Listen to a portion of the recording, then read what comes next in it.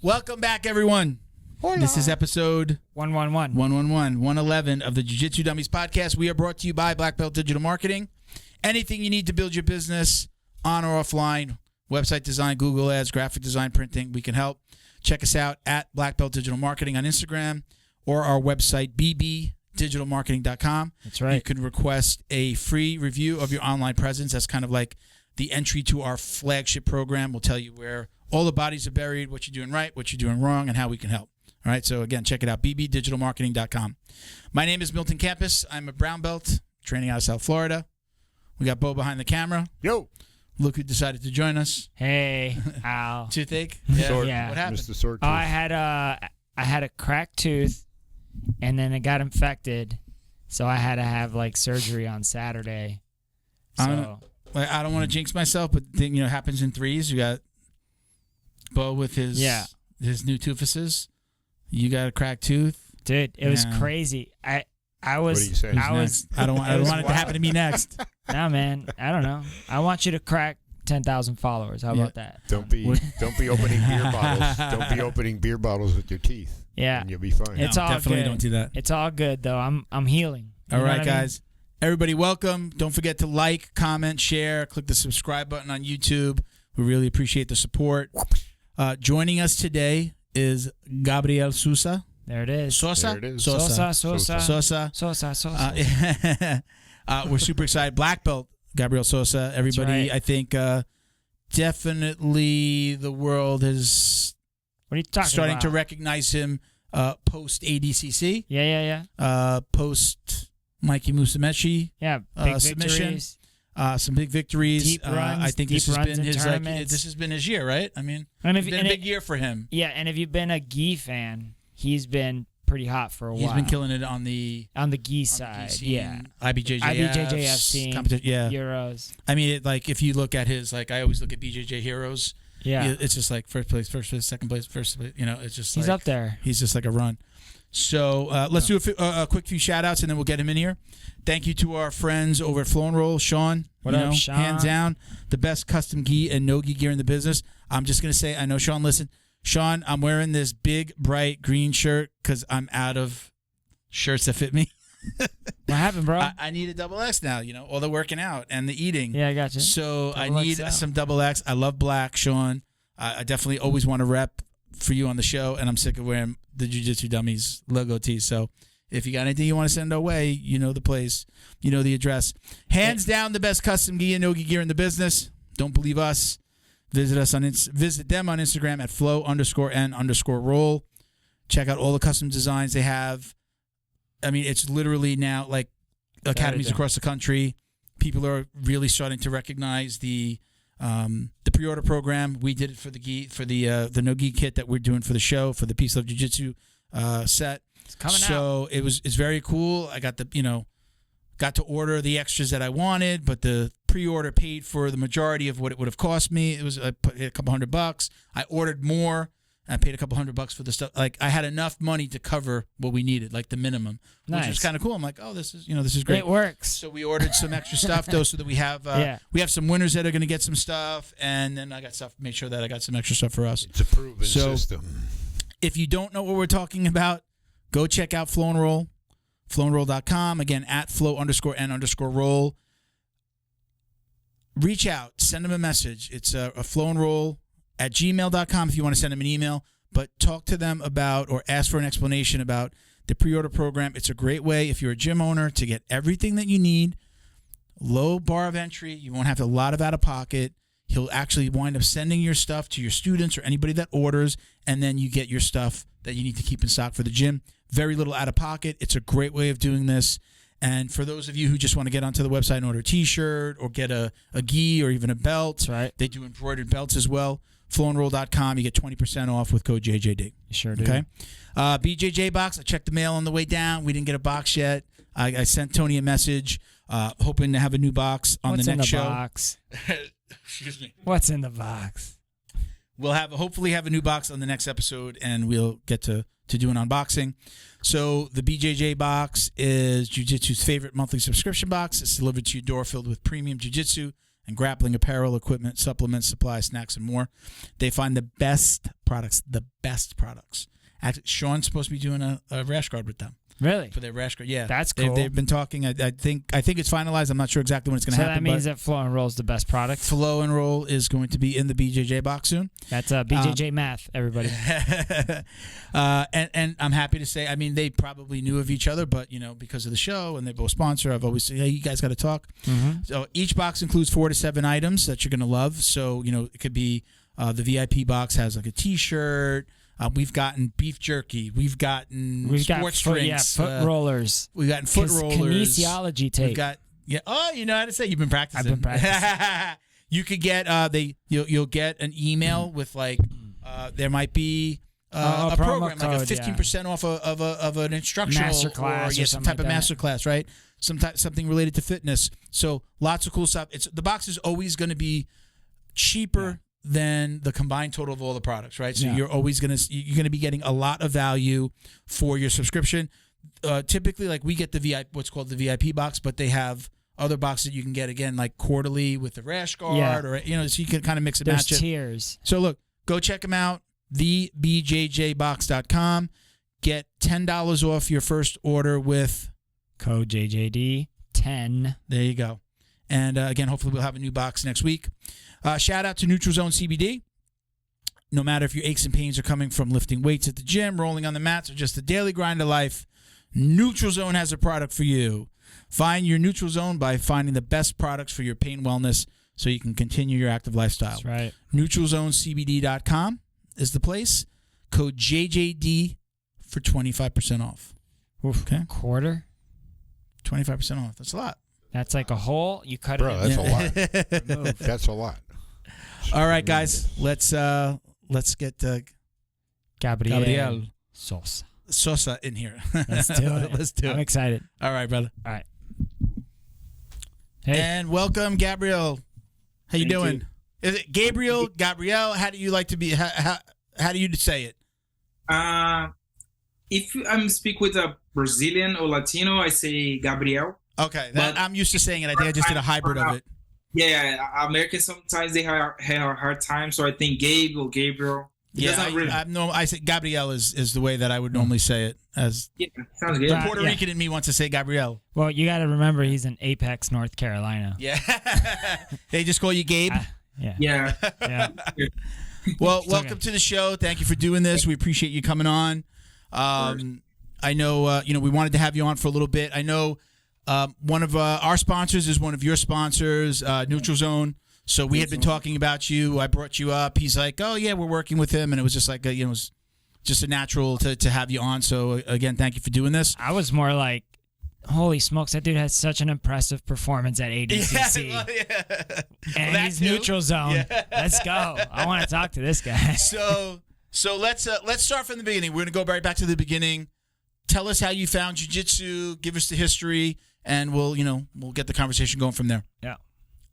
So I started jiu-jitsu after my brother. Before jiu-jitsu, I was always very athletic, right? In Brazil, I was part of a social project, athleticism, like run, jumping, and then stuff like that. Mm-hmm. And then after that, I got into soccer. Most of Brazilians probably have done soccer in their life. So I tried it out. Was never good at it, but I tried my best. And I tried capoeira as well. Capoeira was the last sport before I found jiu-jitsu. So what happened was like my brother started training a social project. After 3 months of training, he invited me to go over to check it out, the training. Maybe I would like it or not. Since I was always very active, right, imperative, I wouldn't stop. I'm super energetic and always like trying to find different ways to have fun in a healthy way. And he brought me there one time, and then I stopped going. I started a social project in Fortaleza, Brazil. It's my hometown. And that's pretty much it. It was 2009, and I was about to turn 13 years old. Okay. Wow. Now, what brought you to the U.S.? Tell us about that journey. Yes, okay. So I grew up, right, in jiu-jitsu, and then when I was turning 15, I think I was already decided that I want to live from jiu-jitsu, right? because it's just because of the lifestyle. One time, the first time I had the chance to fly in an airplane, right, get an airplane and go somewhere else, was from Fortaleza to São Paulo. It was kind of like 4 hours flight, and then I was very impressed. I was just happy to be doing that. Like, wow, jiu-jitsu took me from my city, from my hometown, to another city 4 hours away from my home. And I think that trip was very important for me because it was the beginning of everything. And then that's why I'm like, yes, I definitely want to be doing that for the rest of my life. Like, imagine, like, I can, every month, I can do 2-3 competitions in different states, maybe in different countries one day, and just fly and then be able to compete, get paid, and then do seminars and get famous throughout the sport. I know get famous was never the intention, but it ended up happening, especially when you're a high-level athlete. And that's why I'm like, yes, I want to do that. So I tried first to go to Europeans, but I couldn't succeed when I was a blue belt, right? And then I decided, all right, I'm going to try my visa and go to USA. The first time I came to USA, I was a blue belt, 18 years old, and I had no international travel, no English at all. I couldn't say water or anything. I couldn't order anything. Wow. I couldn't introduce myself. That was like crazy, right? But I'm like, yeah, I have to do it. It's part of the journey. It's part of the dream. I'm gonna do it. In Brazil, I had a tough time. Like, I come from a poor family. My parents has 7 kids in total, and they never had money to be able to pay any competition for me, right? No registration. They never put any money down. I know not because they didn't want it, but they didn't have no money. Yeah. Right. So I realized that, like, in Brazil it was hard to make a living from it since the cash price was super low. Even if it was a blue belt, still, even black belts doesn't get paid well, like in the weight class or whatever. So I was like, I need to start move on from this, and I need to start living from jiu-jitsu if I really want to keep it. And then I think the best way would be moving to US, find a job with jiu-jitsu, and then go from there on. So What was it? Jiu-jitsu was at that time was more popular here than it was there, right? It wasn't necessarily as recognized, or what would be the word? Like, people looked at it like those guys are thugs, right? It's like a lot, because they hear about the Gracies and the fights and the academy storming and stuff like that, right? So it was more, not respected. It was more respected here at that time, correct?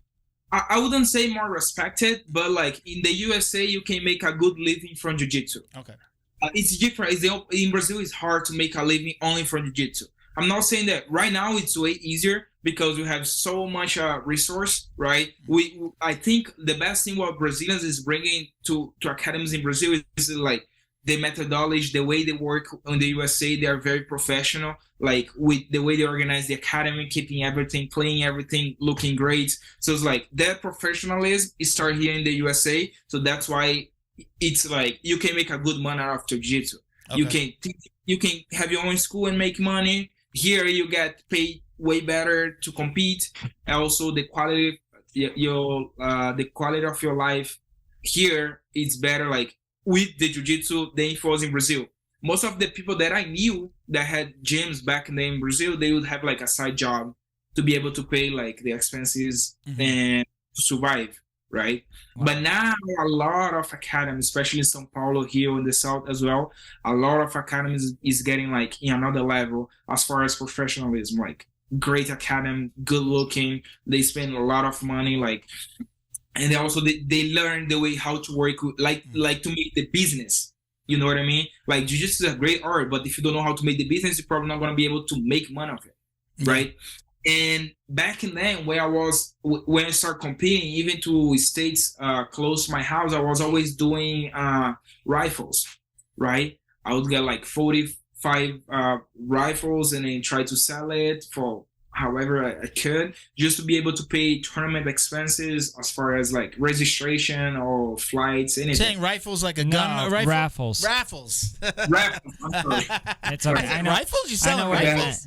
No, when he went like this, I knew he meant gotcha. raffles. Yeah. Exactly. Yes, and it's very normal for Brazilians who live. Most of the Brazilians who live in Brazil who doesn't have money, like doesn't come from a family that has money. Yeah, it's a hustle. It's a hustle. It's a way to hustle. And there are a lot of people around you. Maybe they don't have like $100, let's say, to give you, but if like 50 people give you $5, you made a good money and gonna be able to compete. So like I had to do that to compete in the national tournaments when I stayed like 8 hours away from my home. Imagine to come to Worlds, Europeans, Pan Ams, and I knew that like maybe on the way I wouldn't say give up, but I had to choose like go find a regular job, full-time job, and make money to survive, or not be able like or move out of Brazil. That's what I did, and then find a job. So I came for the first time. And then everybody was very impressed. Like I had to do a lot of rifles. I sell everything that I had to be able to come to USA. I was very lucky that I met a person throughout Facebook, right? So me and 4 more friends, we made a social project. We created a social project on the hood that I grew up, on the favela that I grew up, right? And somehow this person, this American person, she found our social project. So she started helping us out. Like she would send money for the kids to compete. She would send money for the kids to buy t-shirts with the logos and it's those kind of stuff to support the social project. And then when I told her that I was planning to come to USA to compete at JJD Worlds, she was very excited. And she was like, oh, I'm going to help you out however I can. So I think I tell everybody she was kind of like an angel on my life. The only thing I paid to come for the first time was my visa and my passport. She pretty much paid my registration, my flight. She paid my hotel and everything. But like the craziest part is like, it's not everybody who would have like been able to do what I did. I just like, that's going to be my own way out. So I never met this person in my life before I come to USA. We would text each other like because of the social project. She's like, no, I'm going to help you out. Don't worry. I have someone to pick you up on the airport. I'm going to put you in the hotel and then you're going to have training and everything. I'm like, right, let's do it. She sent my ticket. That's an angel. It was crazy. I told my family like, all right, I'm going to USA to 3 days. Everybody look at me like, what are you talking about? I'm going to fight JJD Worlds. They're like, all right, okay. Have a good trip. Go get it. But their reaction was the most fun part for me because they're like, how you gonna afford to go to California? You know what I mean? And I just don't know how you're gonna get it. And I didn't even try to explain the situation because they would stop me like, no, you're not going because you don't know who is this person. Might never come back.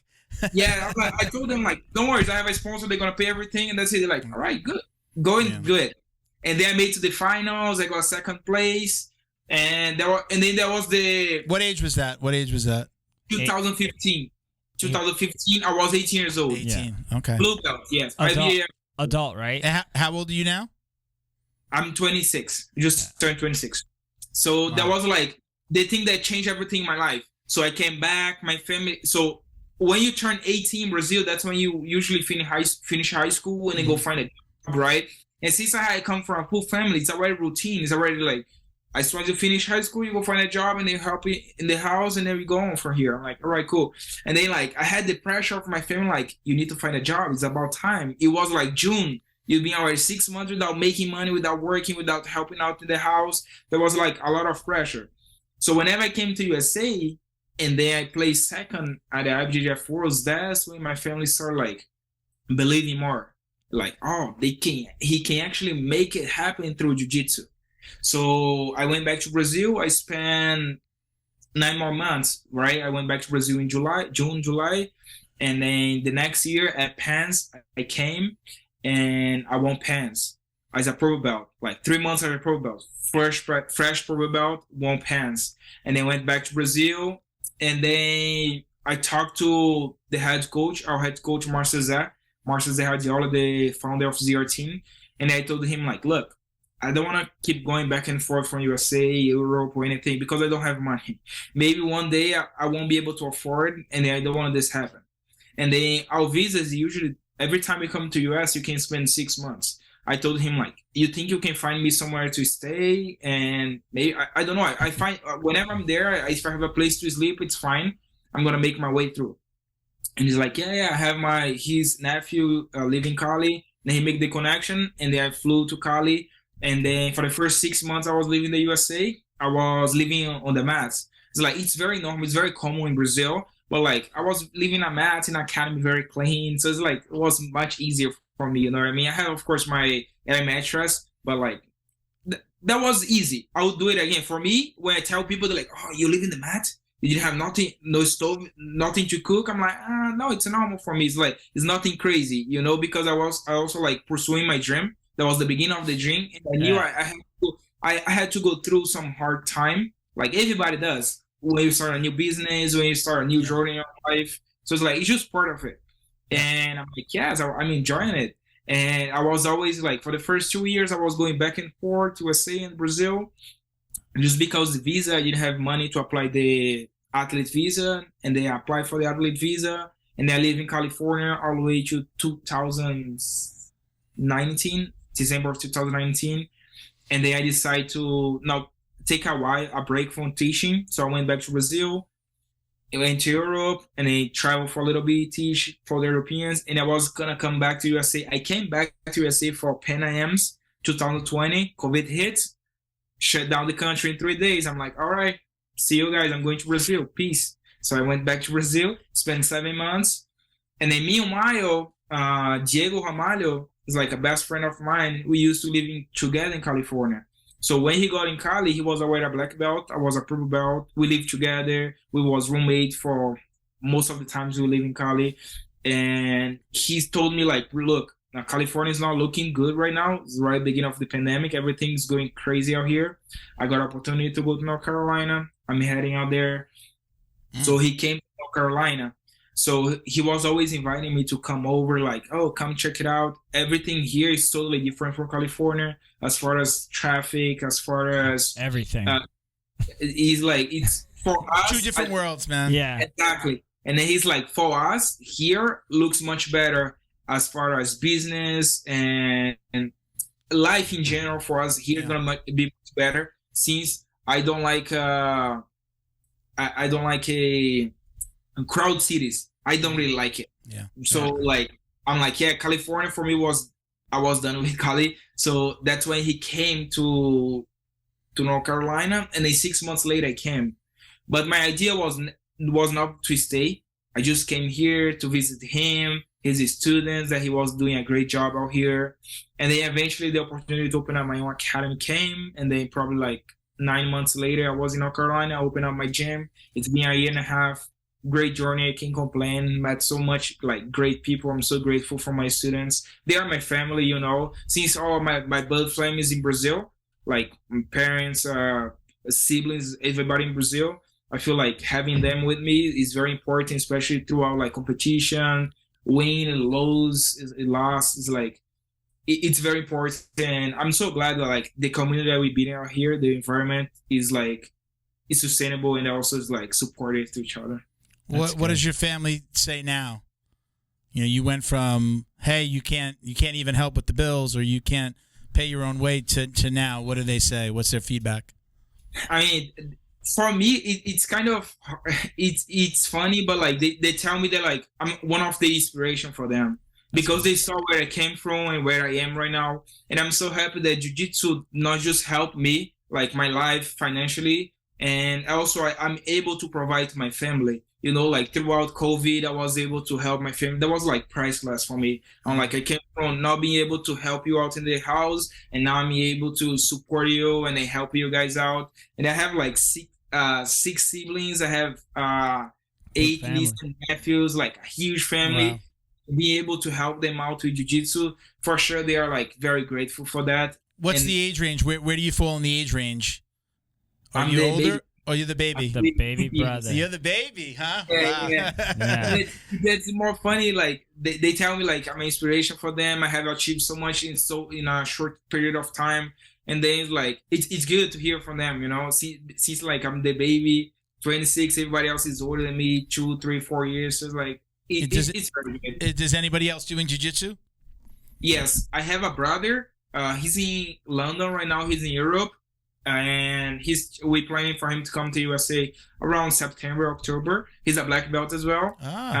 My older brother, he is a purple belt in jiu-jitsu, but like life in Brazil is super tough. as far as like, especially being a personal trainer, like the work schedule is super crazy. So you're gonna wake up probably 5 a.m. and go to sleep midnight, and then every single day, and then you have Sunday to rest, and that's it. And then life goes on. So it's like he kind of stopped. We was just talking about it for him to come back and then move on, and like get his brown belt and eventually his black belt, because he used to love it as well. He was the one who introduced me to jiu-jitsu, so like he loves it. He was like the person that support me the most as soon as they start competing, like as far as like taking me to place to talk with the sponsors, because I was just a kid, right? I had to have someone responsible for me. So like my older brother was like pretty much, he had like the father responsibility with me.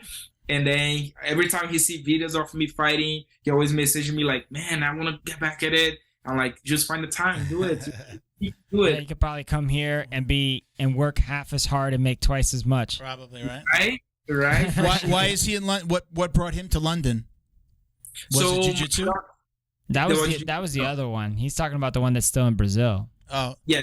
Okay. So the one in Brazil, that's definitely one of the plans that I have, since he's into CrossFit world. He has like some CrossFit training levels as well, like 2 levels of CrossFit. I think bringing him here, it's gonna be easy to find him like a job, as for like we can open up like a business together. He's like very capable. He just needs to learn the language, which is about 3 to 6 months. He's good to go to teach. Yeah. But my brother who was in London, the first site was like, Brazil is hard as well, and he was in the same world as personal trainer and track running and stuff like that, and he was having like a miserable life. Like he wasn't enjoying life at all. And I told him, look, I can help you out, but I can't bring you to USA right now because you don't have visa, and the visa right now in Brazil is so many people for so small amount of like space to get your interview. So it's like so many people for not many interviews during the days, right? So I think the next interview, if you try to schedule today, it might be like January 2024. So like crazy. Wow. Yes. And I told him like, look, I can help you out to go to Europe, and then from there you walk with your own legs, you make it happen, and then whenever the visa is open, you come here. And he's like, all right, cool. So he went to Paris first, and then now he's in London. It's been 3 months. The idea was for him to learn the language before he come to USA. So whenever he's here, it's much easier for me to help him out, like for him to teach class or running a gym by himself, because he's already speaking the language. Yeah. So he's just starting like being able to communicate with people, which it's beautiful. He's like, it's so awesome because he talks to me like, I remember like when I got here 3 months ago, I couldn't say anything. People would talk to me, I would feel so lost, but now I can actually I can say something, like that's good. That's how I feel coming to Miami. Yeah. I don't understand anybody. I grew up in Miami, so I got it. My Spanish is really bad, but I can understand, but I do sometimes I'm just like, if it's too quick. You're talking too fast. I understand. I understand Portuguese, but you got to talk to me real slow. Slow, right? Yeah. But I understand it. Yeah. Nice. In Spanish, I do understand. I'm kind of shy to speak in Spanish, but I also like my vocabulary to speak is super like is small. So it's like when someone's talking Spanish, I can pick it up. I'm like, all right, I know what you're talking about. You might be talking about me. I know. I can read. I can see people like talking on like stories on Instagram or YouTube, some stuff. I'm watching Spanish, but I can't talk back. I don't know why. Yeah. It's like, I understand, but I also don't feel comfortable because there is a couple words they are like tricky, Spanish and Portuguese. So sometimes there's a lot of words that are like that, and a lot of times like different means. And sometimes you think that you're speaking Spanish, but it's a Portuguese word. I'm like, all right, I give up. I don't talk Spanish at all. I'm just talking. The other day when I was at the gym, I learned "fala maluco," right, which is like, hey, talk to me, crazy, like whatever. But I don't know why my brain went straight to Spanish, and I said "fala marico." Like that's funny. And I didn't know that they also said that in Portuguese. Oh, that same. Yeah, but you'd be like Mexico, like you wouldn't do the R. Okay. But it's like I understand exactly what you're saying, because I'm like, if you speak to me slow, or like when they're doing the interviews at the UFC and they're speaking Portuguese, I'm at a level now where if they're not from like Rio, because they talk fast as shit. Yep. if they're not from there, if they're from anywhere like Manaus or like down south, like it's more country, so it's like they speak slower. Yeah. I get it. I don't have to listen to the translator. Thank you to Feito IT and AV, specializing in commercial and residential automation, security cameras, CCTV, POS, and more. Check them out at feitoitav.com or call 305-428-2515 and let them know the dummy sent you. Thank you to Neutral Zone CBD, a combat family-owned company that supports athletes and the people who love them. Neutral Zone strives to deliver clean CBD products for sports recovery in gummies, lotions, balms, roll-ons, and more. After a competition, a hard rolling session, or a tough day on the job, Neutral Zone has a product designed to help you reduce inflammation, increase cell rejuvenation, and may even help with aging joints. Visit neutralzonecbd.com and get 25% off your order with code JJD. And follow them on Instagram too, at MyNeutralZone. Jiu-Jitsu's favorite monthly subscription box has now joined the Jiu-Jitsu Dummies podcast. The BJJ box is delivered to your door filled with premium jiu-jitsu and grappling apparel, equipment, supplements, supplies, snacks, and more. The crew at the BJJ box find the best in the world of jiu-jitsu and guarantee every box to be worth more than the cost. Each box includes 4 to 7 items you're going to love. Visit thebjjbox.com and use code JJD10 to get $10 off your very first box. And give them a follow on Instagram at thebjjbox. Special thank you to the crew over at Flow and Roll for all their support. Flow and Roll is renowned for their incredible no-gi rash guards, shorts, and leggings. Flow and Roll has quickly become the premier custom apparel provider for academies big and small throughout the United States. Reach out today to discuss your custom order and ask about their incredible pre-order program. You can send an email to flowandroll@gmail.com or visit their Instagram at flow_n_roll and shoot them a direct message. And yes, they can create an awesome custom gi for your academy as well. Visit flowandroll.com to check out their awesome designs, and while you're there, pick up a Jiu-Jitsu Dummy signature tee exclusively at flowandroll.com. And remember, you'll get 20% off your purchase of t-shirts, rash guards, or gis with code JJD. So, you're talking about your family. My daughter works, I own a marketing company. My daughter works for the company now. And I'm having that feeling too of, I'm so happy to now be doing this, to pass this on to her, to help her, run this business. I tell her, this is yours. When I'm done, you have it, you continue to run it. It's such a good feeling when you get to do that. She was a teacher, she made money, she was fine. But the fact that she's like coming into the family business, it's a good feeling. She didn't know what she wanted to do. I had an opening for her, and she took it, and now we're running with it. So I appreciate that feeling of being able to not help your family, but to help provide for them. And that, and she's 30, so now she's gonna, she's getting married, and it's providing for her family. So it's an awesome feeling to have, man.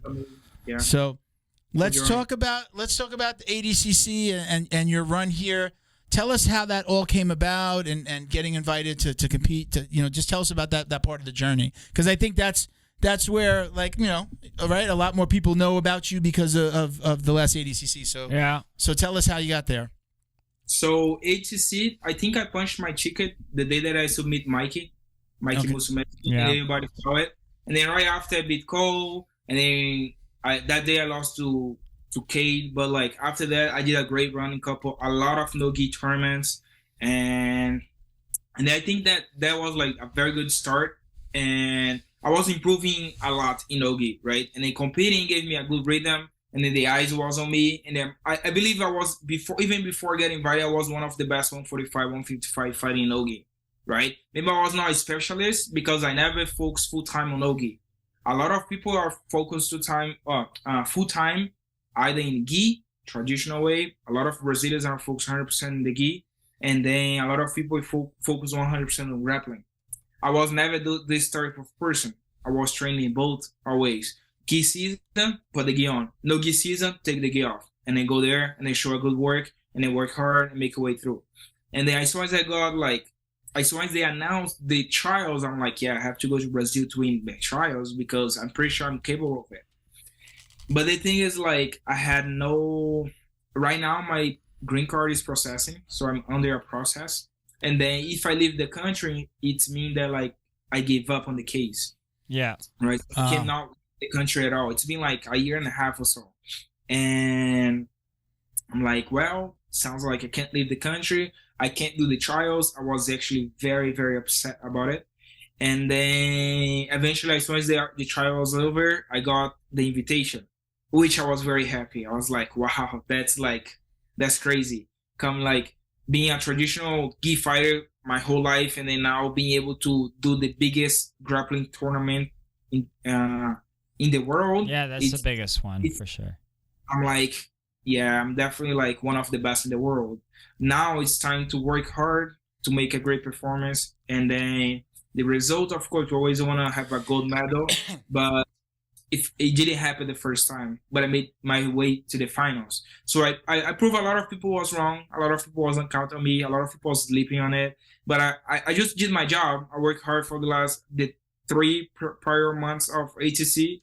I worked super hard. I'm pretty sure that like I never worked as hard as I did for ATC for any other tournament. Yeah, I was gonna say you're undoubtedly part of the new wave of jiu-jitsu. And this ADCC really showed it, because this ADCC, you weren't the only young competitor to have a deep run or a medal.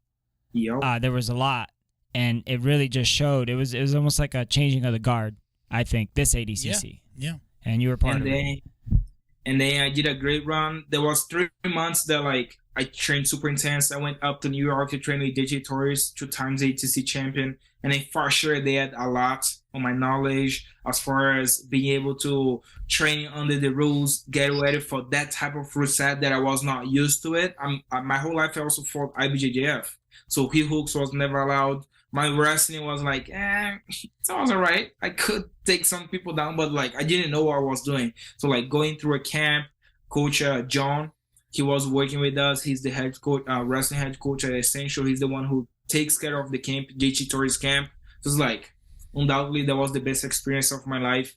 And I will never regret going up there and training with them. As far as like training, and also I did a great, like we built up a great relationship with Professor JT, John, and all these students. People like, I felt at home training with them, you know, like everybody on the same intention, everybody helping each other to get ready to ATC. I shared the mat with John Davis as well, was training for ATC out there. She knows how to wrestle. She knows how to wrestle, you know, judo, very good. So it's like I wasn't a great in the right environment to get ready for the ATC. I decided to go up there because I was like, I never done any ATC all my life. How I'm gonna get ready for a tournament that like I have no experience, nobody around me have experience to how to get ready. I know that you need to work hard, but sometimes you working hard and wrong, you probably gonna end up getting injured. So it's like you should be doing the right thing, right? And then they just have like, right, getting there and then focus 100% on training. I was training once or twice a day, depending on the schedule. And then weekends was off. I was just following the plan, the diet. I didn't do no mistakes on my diet. Usually I do a couple of mistakes here and there, but a little cheat. Like you have this opportunity once in a lifetime. So you do not blow it. Go out there. I cheat on my diet every day, just a little bit, but every day. My diet is cheating. Yeah. If I don't cheat, that was a good diet day. Yeah. Right. After ATC, I cheat a lot on my diet. What's your cheat food? Say it again. What's your cheat food? Bro, I love let's go. Let's go down this road. Pastries. Yeah, pastries. For sure. Chocolate. Uh-huh. I have a friend. He came from Tunogi Worlds. He probably brought me like 30 Milka bars, the chocolate Milka. Okay. I just tried it in 2 months. You ate 30 chocolate bars in 2 months? Yeah, bro. That's crazy. That's a lot of chocolate. Half a chocolate bar a day. I'm a sweet tooth guy. I'm like sweet. I don't have to eat steak. I don't have to eat fried foods. Like that's not my thing. Yeah. It's sweets and then like pizza and bagels. Like that. A happy man. Just give me some candy and pizza and I'm good. It's way more like chocolate, pastries, but I also love a lot of meat. Like our Brazilians eat a lot of meat. A lot of. You guys have more cows than we do. Meat is good though. So we eat. And it's cheap. Great. And it's super cheap. I think I gained like 20 pounds for ACC. Yeah. For ADC or after? What do you say? After ACC. After. Okay. Yes. Awesome. Because actually my natural body weight is usually like 15 pounds heavier than 145. Yeah, you see those arms? Those arms are made of beef. Look at that. I'm always Homie's like, built. There you go. There you go, man. Nice. Clip that. Get that picture, bro. Yeah, I did. Don't It's forget there. You remember 26, Bo? Bro, So you I remember He's talking to our didn't producer off camera. I didn't have arms quite like that. I had good arms, but not like that. I think 26 through 28 was my favorite age. Homie's got really good arms. I got to Florida at 25, so like 25 to 35. I say 25 to 36. That was my time. After that, the body started to break down, and I couldn't party like I did. Yeah.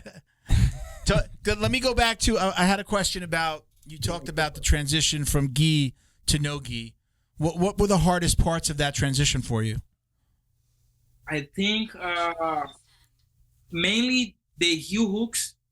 That was the hardest part for me. Also, adjusting my weight to pass the guard is totally different. Gi and no gi for me, just because of my game. My game is pressure and it put pace on it, and then no gi is like it's better because it's harder for someone to make grips on you, but also it's harder to establish positions. When you're trying to pass people guard and everybody's sweaty and it's easier to shrink up the recovery, especially when you fight with flexible people. So I think the hardest part for me was leg locks for sure, the hardest part. And then I really started studying leg locks. I got heel hook in Out City by Damian Anderson, 2000. That was like a year and a half ago or something. All the way up there, I was like, nah, nobody gonna catch me on heel hooks. I'm good. It's good. It was so crazy that as soon as he get it, I was so scared that anybody got heel hook. I was confident, but at the same time, I was scared because I didn't want to get injured. So I was like, tap. I'm like, damn, I wasn't even. It was deep, but he didn't even crank it. The good thing is like I didn't got injured, but the bad thing was like I just stepped right away. You learned a lesson.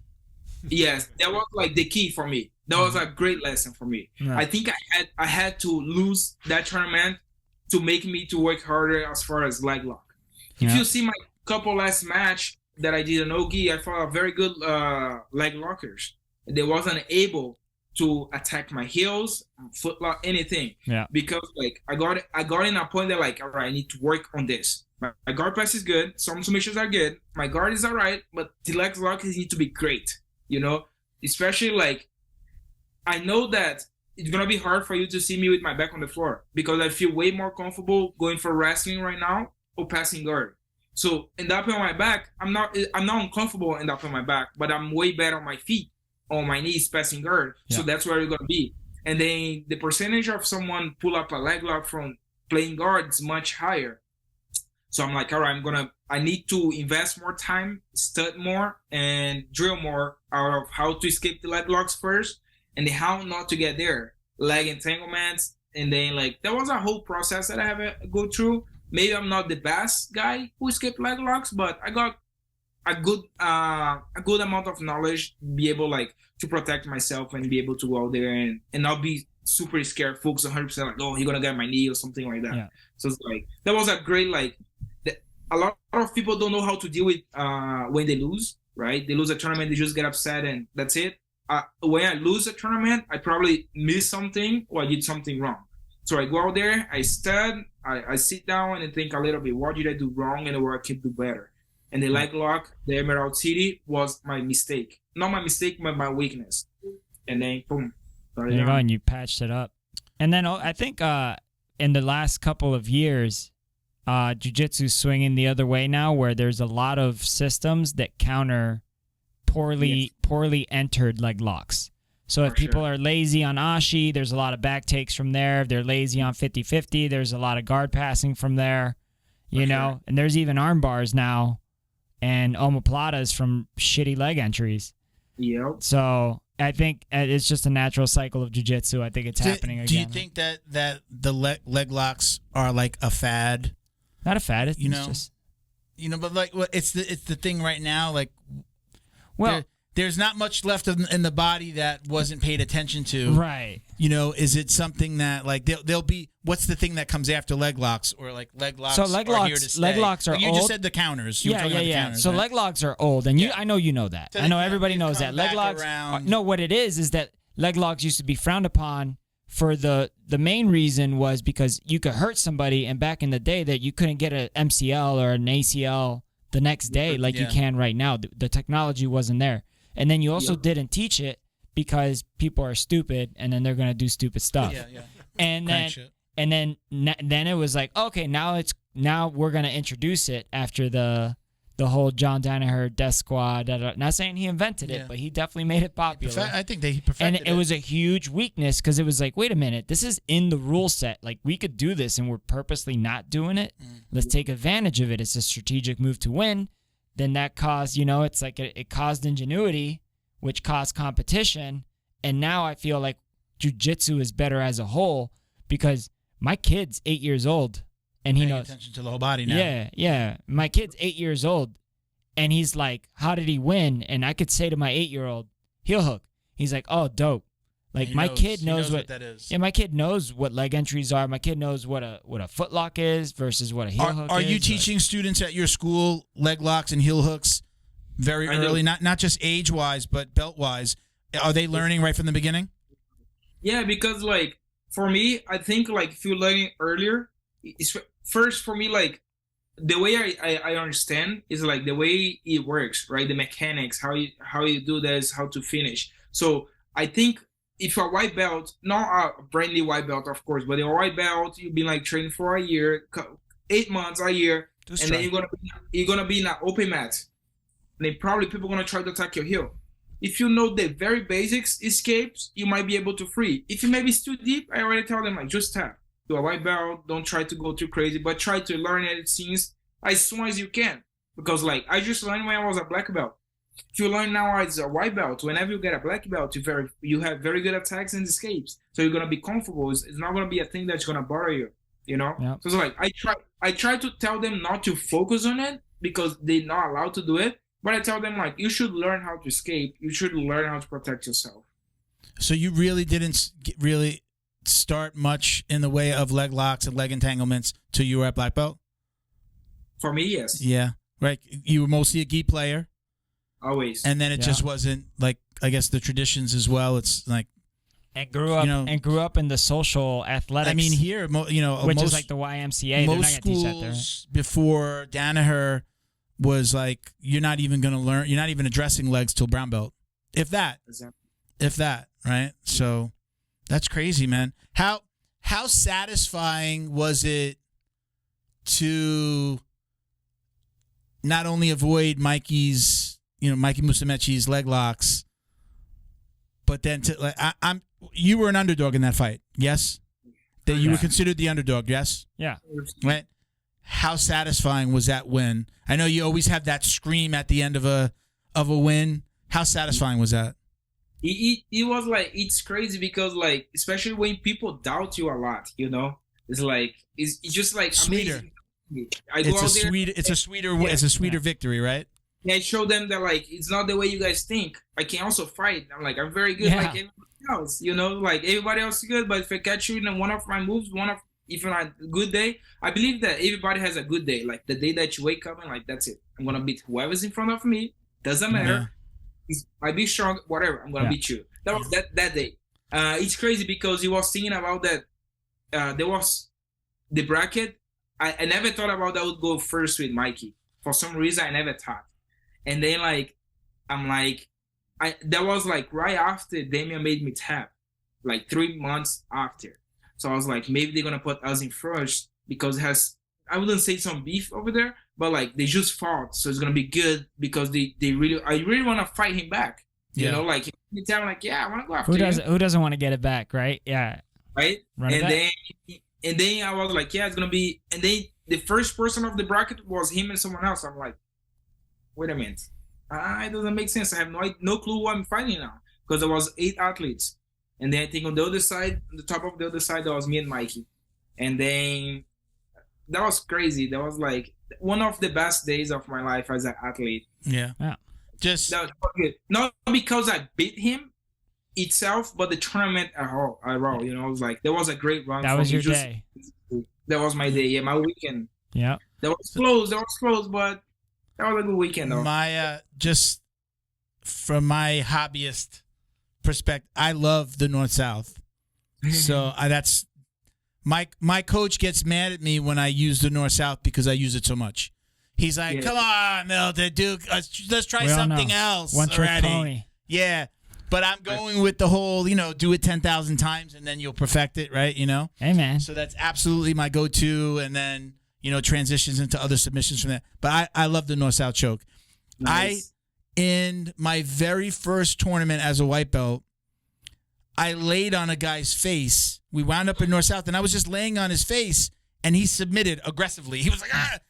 We were both white belts. He didn't. My stomach was over his face. He was suffocating. Yeah. And somebody called it a North South, so I went home and I was like, Googled. I'm like, okay, this is a good position. What is that? What's a North South? I didn't even know that I was doing a North. Like what? I just happened to be laying on his face. I looked it up. I started to find videos, and Marcelo Garcia came up, and then I've just watched every single video that I purchased one instructional in my life. Nice. And it's Marcelo Garcia's North South instructional. That's the only one from BJJ Fanatics. Only one. And I've watched it over and over. And I still, like, every once in a while I'll be like, man, what's going, like, and I'll look it up and somebody has an instructional. It always goes back to Marcelo Garcia. Favorite move ever. So I love to see that. What's your go-to? What was typically your go-to move? Was it a North South or was it something else? To be honest, with that match, our focus was run to the side and take his back. Okay. Because usually when you get on someone's side like that, they usually turn.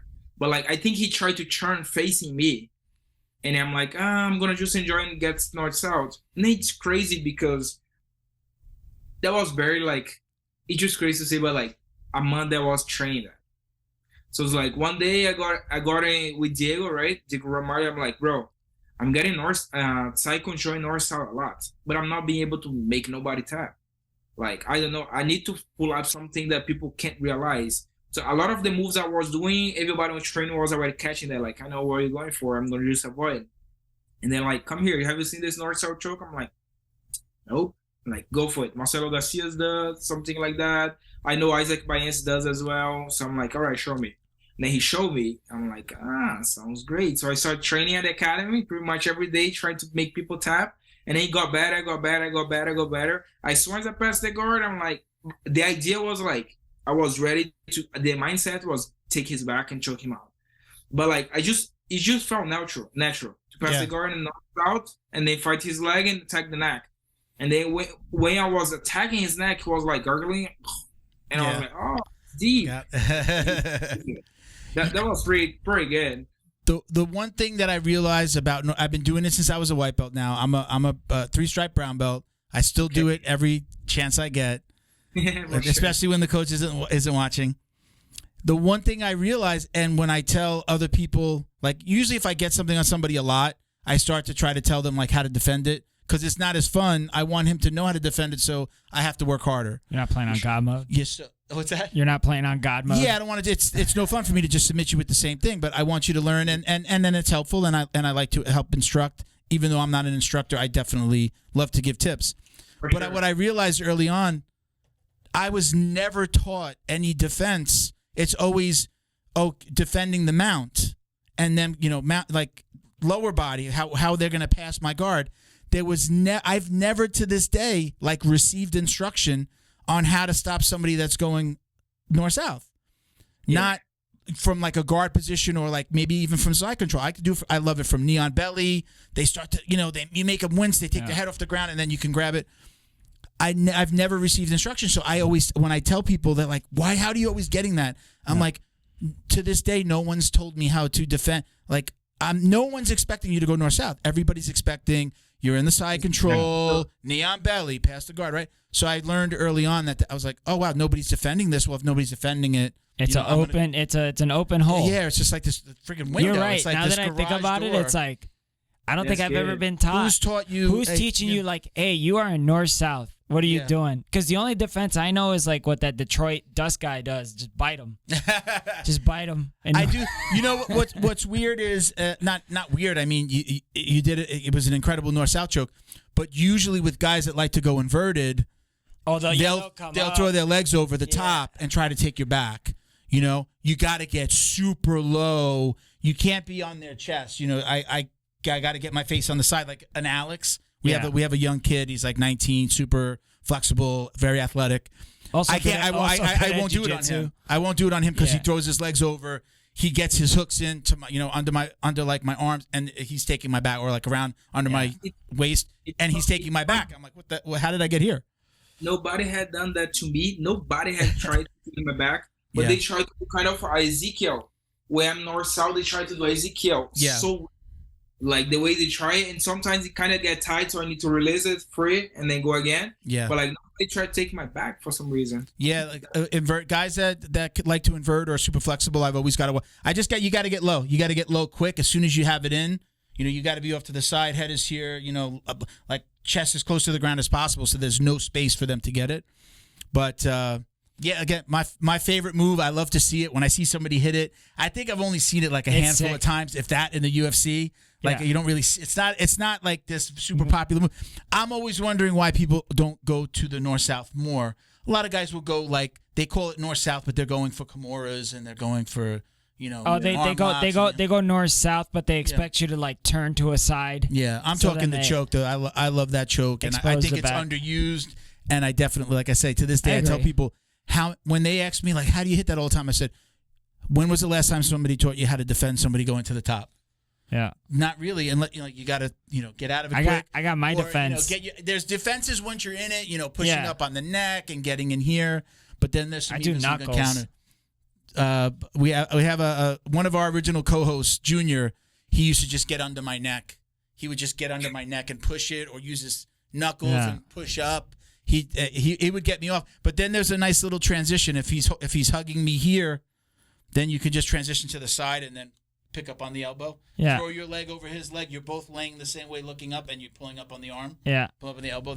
I don't know what it's called, but that's my where I go next. If kind of a Kimura sideways, kind of a Kimura, right? Yeah, right. So he's on the bottom. He's hugging me. He's got his arm.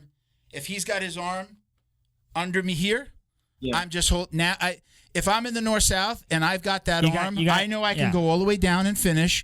But if it's here and he's hugging me here, and I can get his arm, you got it in a shotgun grip. You have it in a shotgun grip. I try not to do it. You can't do it fast in training because you could hurt him. Yeah. But if you put his leg, right? You throw your leg over them. Either one. It's great if you can get over both legs. If you can get over one leg, and then you're just lifting up. Isn't that like a slot machine almost? Is that what they call it? Well, whenever you like Kimura somebody in a weird position like this, they'll call it like a slot machine. Yeah, I mean you're basically going. You're pulling on the handle. Bottom and you're pulling. I know up. what you're talking about. Yeah, that's my favorite. That's where I go next. If somebody, I've been there before. If somebody gets me out, or they're sticking their fingers in my neck. I did it in a competition. Somebody caught me in a north south, and that was the only defense. I was just like, I'm getting choked, and I just gave him this, and he was just like, what's happening? He let it go. I rolled to turtle, and he guillotined me. Yeah. Freaking big football playing motherfucker, man. I was just like, this guy was half my age, and he looked like a freaking linebacker. But anyway, there's some hard defeats my out favorite there. position, thank you for using it. My favorite submission. It's definitely underutilized, so I think. Let's talk a little bit about, you said something before, about the age range.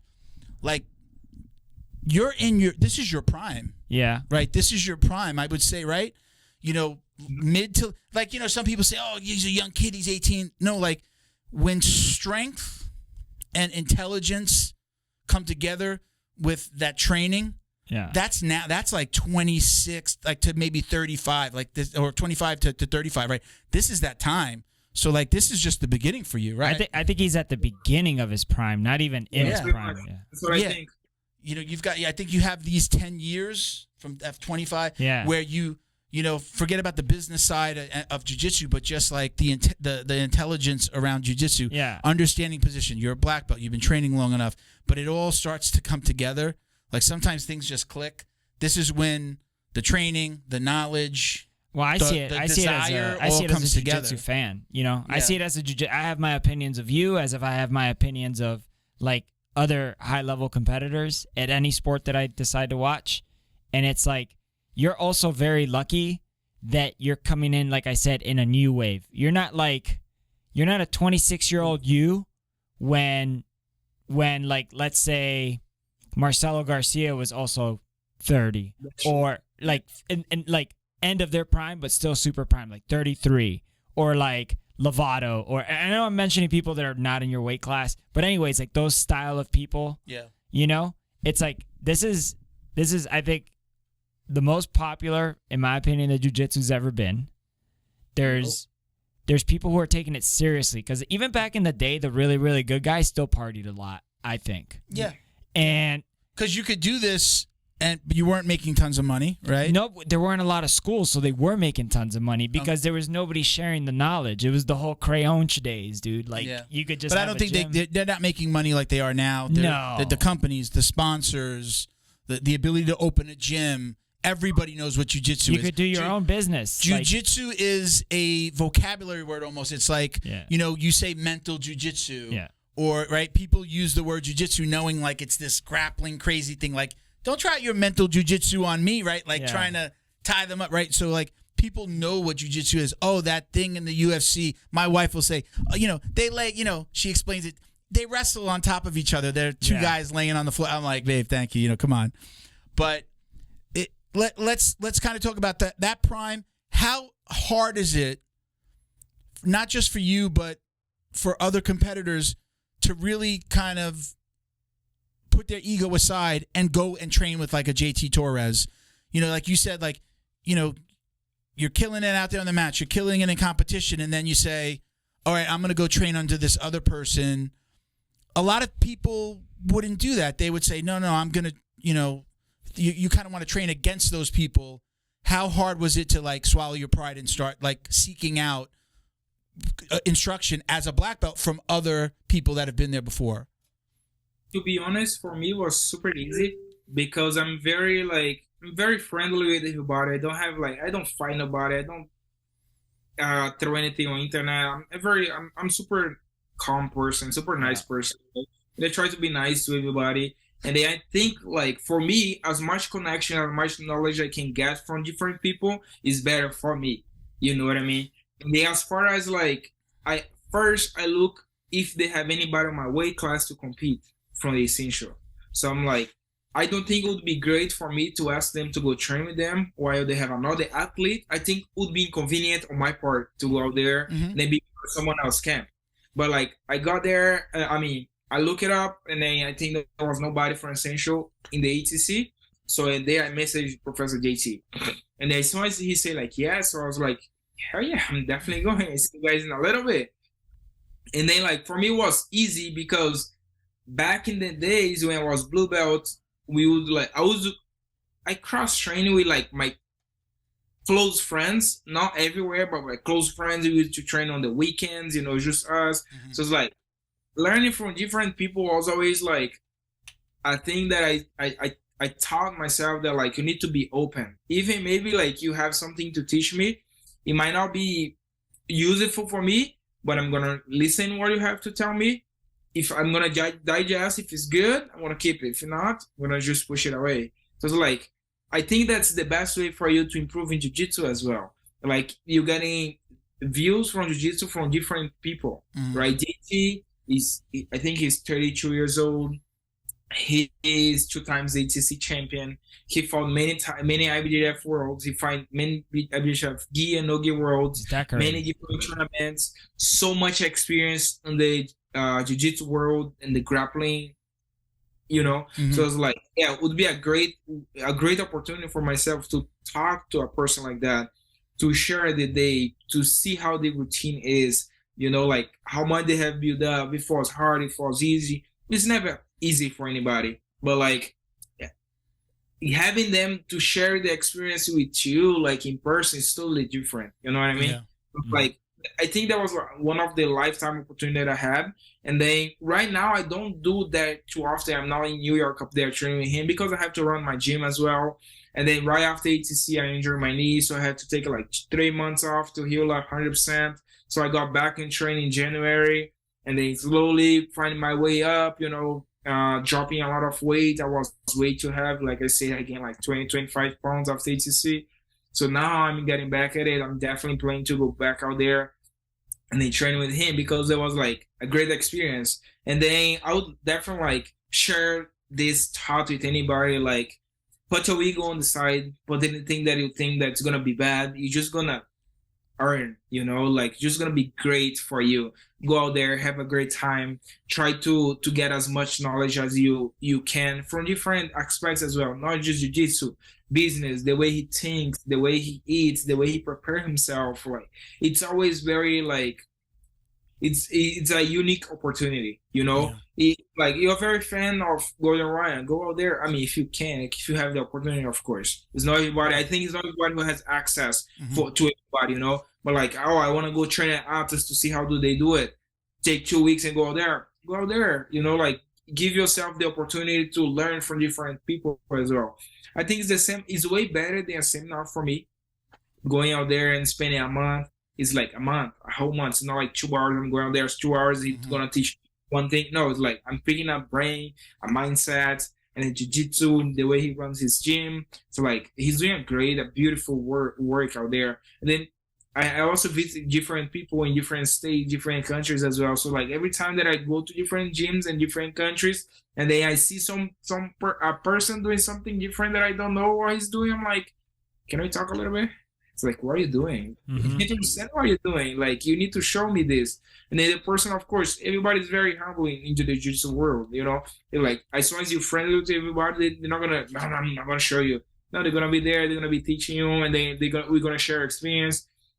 Because I believe that I also have a lot to offer. So they're gonna be like, hey, could you show me this as well? I'm like, yeah, of course. So it's gonna be like, we always exchange information, and then I can expand my knowledge. I'm building up friendship, and they're also like making great connections. That's what we call a win-win. So my next question is, who was your toughest match leading up to ADCC? Up to the actual show, who was your toughest match? Oh, not on the ATC, but before? Yeah, like on the lead up, who would, let's even say for the year before, who was your toughest match? Oh, the year before. That's a good question. I think, let me see.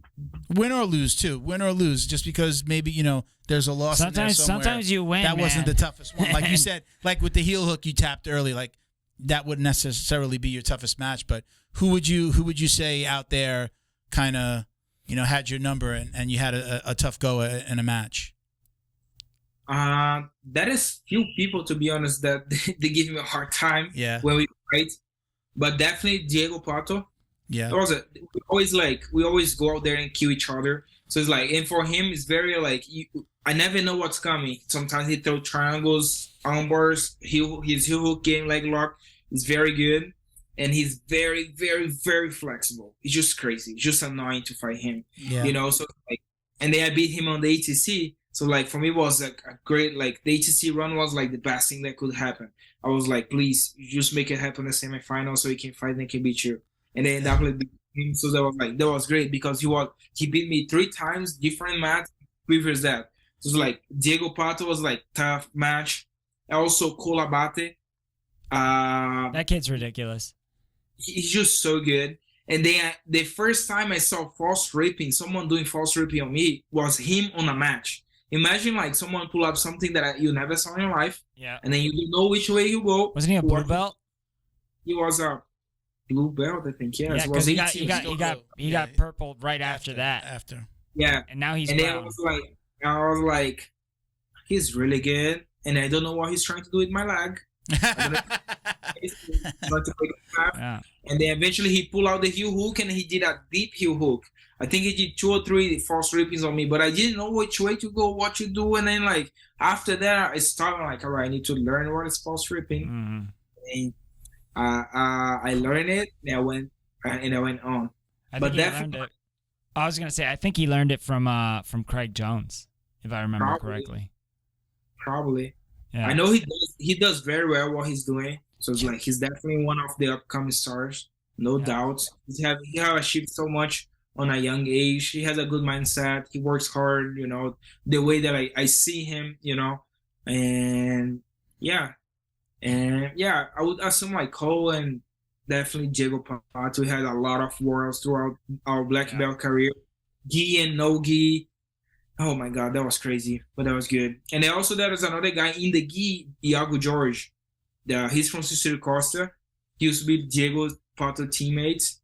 In the gi, we always had war. I think we fought 8 or 9 times, something like that. But if you come max, it's just like we going after each other. So like at the same time, it was very fun because you would open up to fight and then we would go after each other. But it would be hard because you don't know what's coming. It's just like I seem like the way he fights, the way I fight. So it's like it's super hard to know what's gonna come. You're gonna throw omoplatas, triangle, knee birth, toe hold. It's gonna come everything. So it's like it's hard to fight those kind of people, you know. When you find people that like do the same thing over and over and just burn ball, lapel guard, and they like stall at slow pace, I think it's easier for you to read what's coming. Yeah. But when you find a person that like coming after you back at you back and super aggressive, you're just like, I just go out there, I'm gonna do my best, and I try to be as much precise as I can. Yeah. You gotta find a way to turn the momentum around. You gotta now you gotta be the one attacking. Yep. Those matches are, I'll tell you what though, those matches are fun to watch. So thank you. Thank you. So we're gonna do at the end of every show we do a little segment. We call it the drill down. We've got about 7 or 8 questions that we ask, variations of these questions to every guest. We like to get the different take. Cool. The drill down. I messed it up for you because I said what it was. Let's do it again. Bo is our announcer for the drill down. Yes, so not sure. Question, you can dub that in and make it work. I want to know what that really sounds like backwards. Backwards, yeah. So question number 1: what is your preference, gi or no gi now? No gi. No gi. Grappling. Yeah. No more gi. How often do you train in the gi now?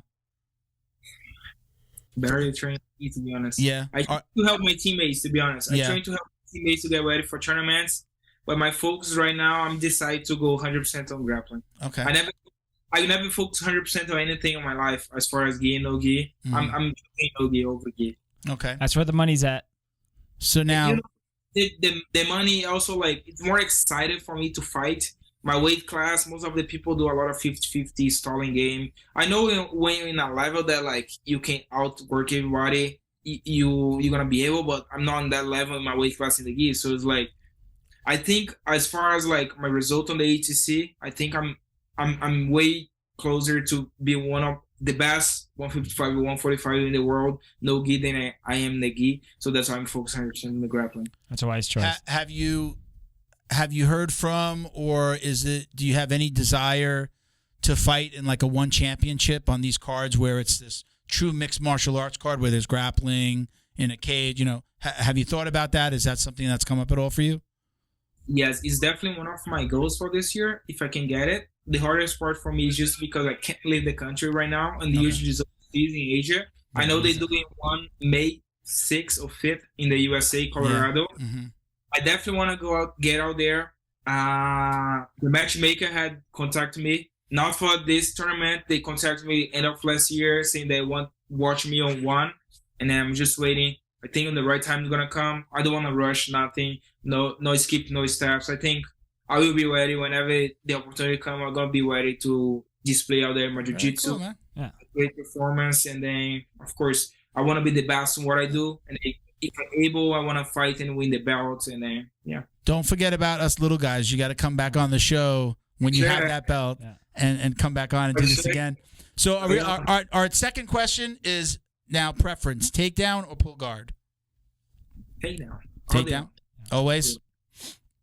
It's funny because when I train in the academy, you're gonna see me doing a lot of guard. Yeah. Like a lot. Yeah. Let's be doing specific training of takedowns. But like, if not, I'm definitely gonna put you guard, gi or no gi. Yeah.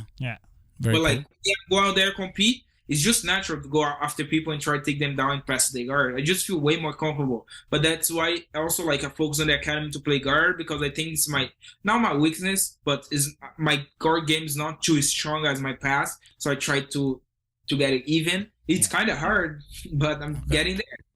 So now I like this one. This is one of my favorites because it's funny how you get these like really, opposite answers. But music in your academy during rolling, do you turn on the music or is it completely off? Is it quiet? All the way up. All the way up? And what's your go-to music? What are you playing? Ooh. Soca. Definitely funk, Brazilian hip hop. Also, I like a lot of. I put Drake a lot in my academy. Yeah. Drake. Sometimes I also let my student choose it. Like, but when I don't like the music, I just change myself. I'm like, all right. If they choose a bad song, do you take a stripe away? Yeah.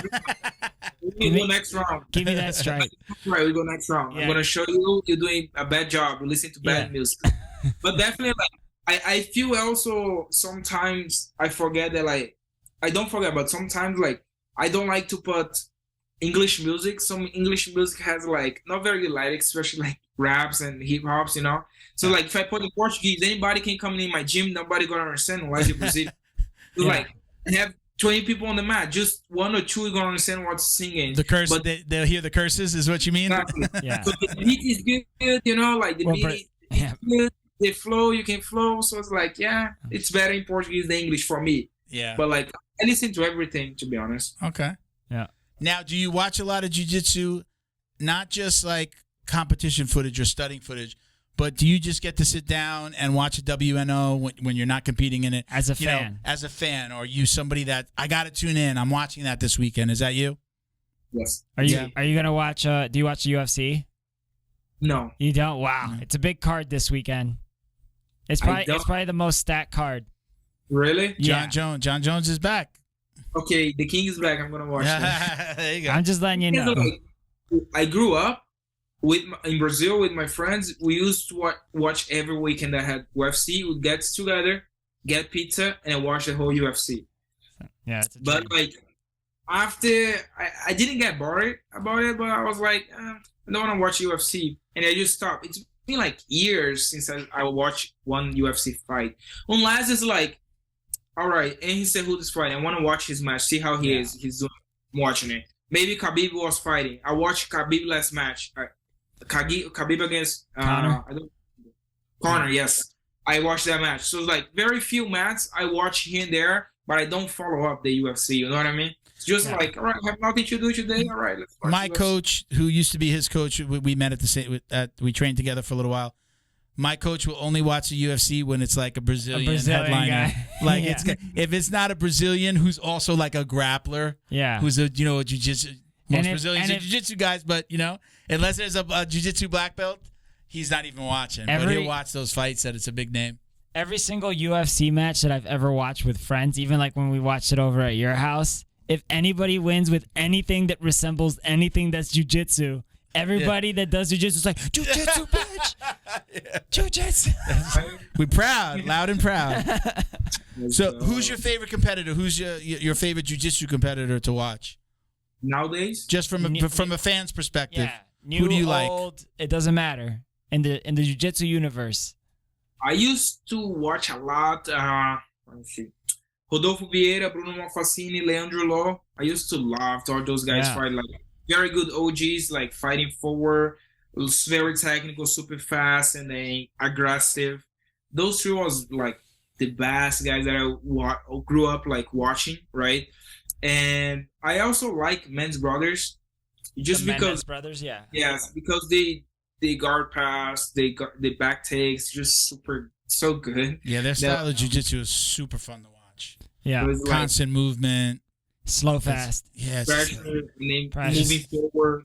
It's like, where'd he go? Like that kind of called the spider monkey. A lot of upside down back takes. So it's like it's fun to watch. It's not a game. I don't do no brain ball. I don't do back takes from the bar like brain ball stuff.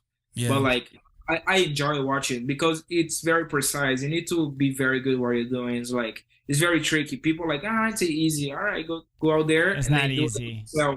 You know what I mean? And then it's like to see them doing what they did on the highest level. It's impressive. What about against each other at IBJJF at the finals right before they got their black belt and they just went at it? They were both in the gi, brown belt, finals. Yeah. Yeah. Oh, I didn't know about that. No, not the Rotolo's. Mendes brothers. I'm sorry, I'm Rotolo's. thinking Rotolo. Rotolo's. Yeah. I'm sorry, Mendes brothers were sick though. I was just happy to see that they didn't do the whole what is it, Pat? What do they call that? But you're not allowed to do that anymore. Well, I mean, it was nice to see that they actually it looks like they rolled hard. Like they did. rolled to win. Yeah. It was just like One bragging was rights. bleeding, and the other one almost broke his brother arm. That's Porrada. pretty fun. That's for sure. Great. That's good jiu-jitsu, man. What is your last? This is second to last question. What is your ultimate goal in the world of jiu-jitsu? I like to say, what do you want your legacy to be? It's a good question. I want my legacy to be like a great competitor, a nice person as well. It's like not just being a good competitor doesn't mean like it's gonna be a nice person, but I definitely want to be referred like a great person, an influence for the next generation as well. That especially where I come from, like not everybody knows my background, my life history, but like being able to inspire. I have so many like Brazilian kids text me every day like, oh my God, I'm so happy that you made it. And then I have about the same situation, my family are poor, jiu-jitsu is helping us out. So stuff like that, like that's what I want my legacy to be like. One day I'm gonna be like this guy. Mm-hmm. He made it. Well, he came from a poor family, had no money, and then now he live in the USA. He's running multiple gyms, or he won a lot of titles, but the titles for itself is like doesn't really mean anything for me. It's like it's great to win a world title. You know what I mean? Mm-hmm. It's awesome, but like impact people's life is way better for me, and they be recognized as a great person is even better. For my family, making people proud. So it's definitely what I want to do. That's awesome. I like that answer. Awesome.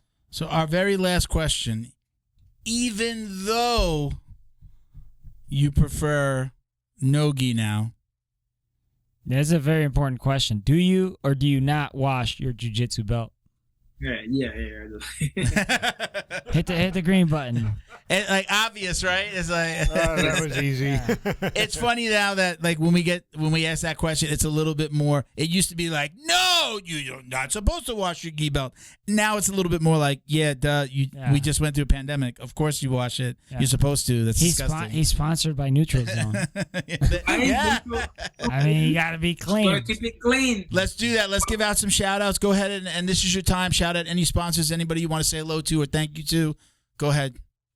All right. Thank you, everybody, for the support. Thank you, guys, for inviting me for the podcast. Pleasure. It's like sometimes I'm very like nervous about going to podcasts. Since English is not my first language, I try my best. I try to say as much as I can, but I hopefully was everything clear to everybody. You did awesome, man. Yeah, man. Other than rifle and raffle, that was the only one that I had wrong. Yeah. That's the only thing I didn't understand. And everybody who watches this does jiu-jitsu, so we've all had professors that sound just like you. The heavier the accent, the better the episode does. Yeah. So. That's good.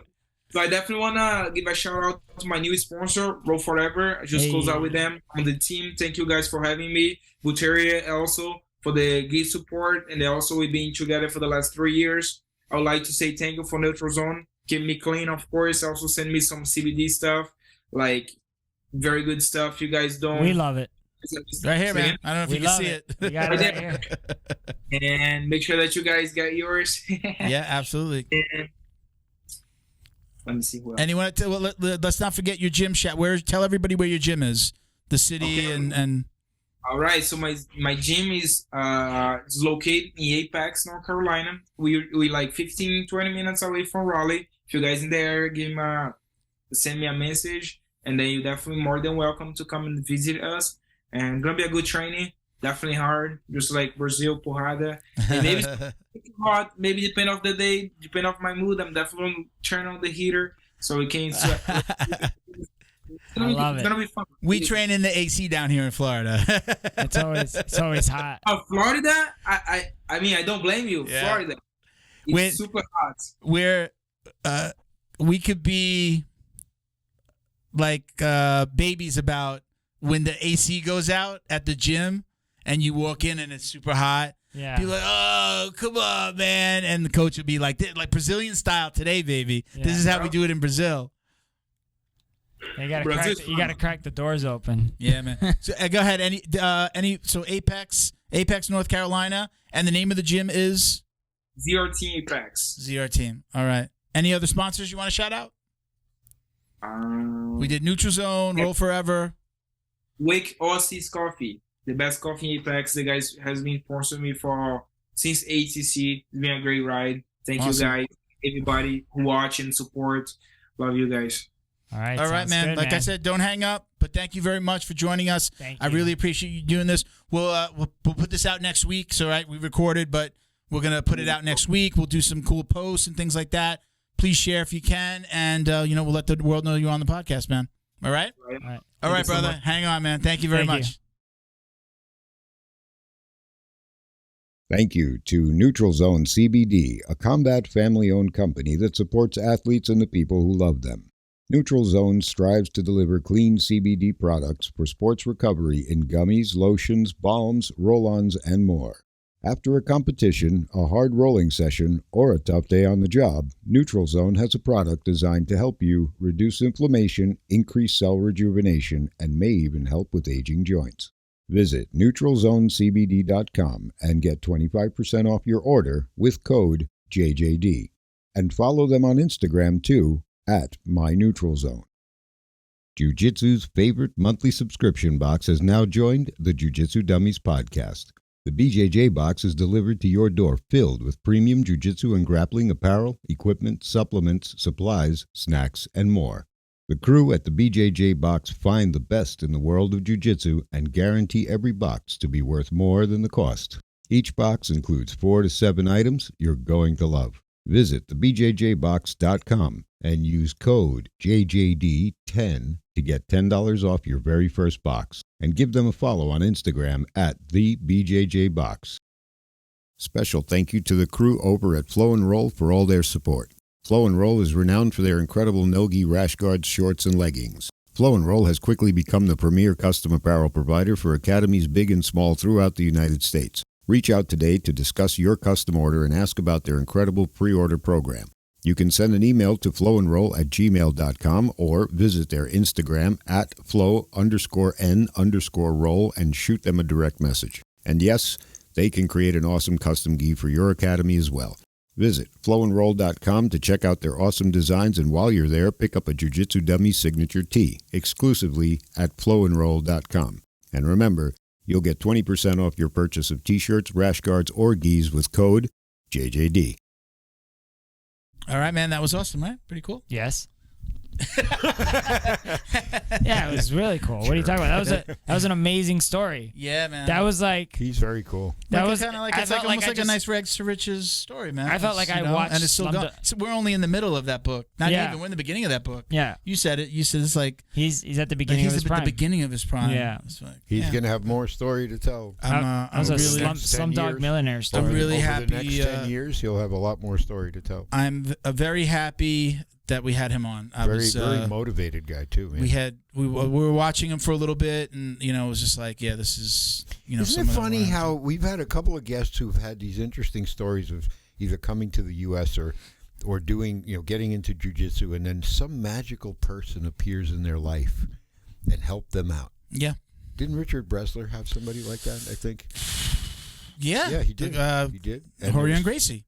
Yeah, and there was, The whole there he were was more. selling a mattress. He came into his Yeah, life. yeah, he, yeah, yeah. he was fucking around with And drugs. somebody else we had on had a Yeah. similar story. They had like a guardian, not a guardian angel, but like a helping. angel. we're in this world, so obviously we hear these stories the most. But there's Bo may not know this as much as we do. Like all the hashtags, like Jiu-Jitsu saved my life, Yeah. right? Yeah. Jiu-Jitsu for Yeah. life. I see. It really does. I mean, there's a lot of It's the environment, man. there are a lot of people who you're able to turn away from something because this fills a gap. It's kind of like somebody who's addicted to drugs, but they start smoking or they can't stop smoking. They need that one. And I think the jiu-jitsu becomes that addiction, but the healthiest of addictions. Mm-hmm. And people are able to, I talked to you before.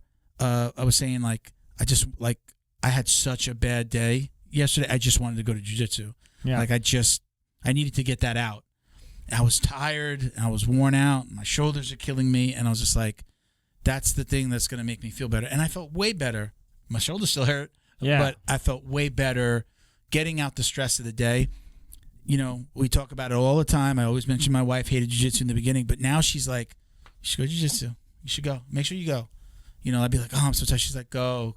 And she goes to her she's like, go do it. You'll feel better. Even and she's if, so even if you're encouraged. tired. She's encouraging because she knows that helps me. For sure. That's awesome. It's therapy. But again, thank you, Gabriel, for doing the Gabriel. That's the same. I feel weird saying Gabriel. Like it's, Why? Gabriel. Just say Why? It's his Gabriel. name. Well, I don't know, because like Gabriel a little bit is more feminine when you in the U.S. No. I've got my daughter's got a sister named Fuck Gabriella. the U.S., man.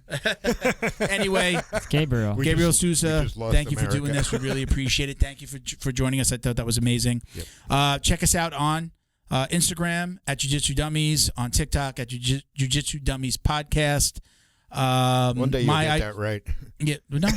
Did I get it right? Did I get it Yeah. right? You nailed it. Fumbled it like a football. Yeah, this shit ain't. It's not as easy as I make this look, Bo. It really isn't. Right. And I'm not as dumb as I look. Yeah. But I think, like I have certain things written down, and then there's certain things I don't have written down. So I'm getting to doing like the TikToks all the time because TikTok has grown for us. So I'm not as dumb at as I Jiu-Jitsu actually am. Dummies Podcast on TikTok And YouTube. My IG is he's a fucking interrupting. And YouTube. At Uncle Milty BJJ is my personal IG if you want to hit me up. Oh, it's JJD_DJJ69. Bo? At BADWERKS. You know what's funny? I was just a side note. When I a lot of times I tag you, invite you to collaborate on a post, especially if I think it's something funny, all right? And you weren't coming up. Like if I type in JJD, I got shadow banned. And I was just like, did he get shadow What'd I banned? do? I don't like.